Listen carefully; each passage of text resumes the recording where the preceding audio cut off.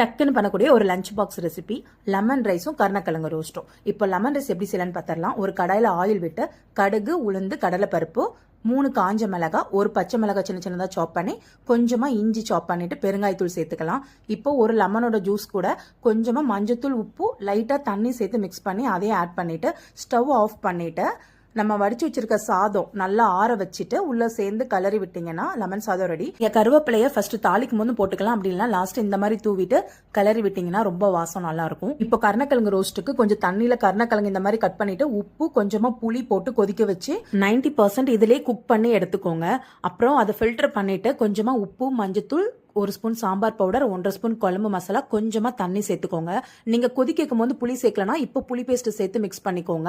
அப்பதான் நாக்குல ஒரு அரிப்பு தன்மை இல்லாம இருக்கும். இப்போ இதை 15 மினிட்ஸ் ரெஸ்ட்ல வச்சுட்டு ஒரு ஃப்ரை பேன்ல ஆயில் ஊத்தி மீடியம் ஃபிளேம்ல வச்சு ஃப்ரை பண்ணி மாத்தி போட்டு நல்லா ரோஸ்ட் பண்ணி எடுத்துக்கோங்க.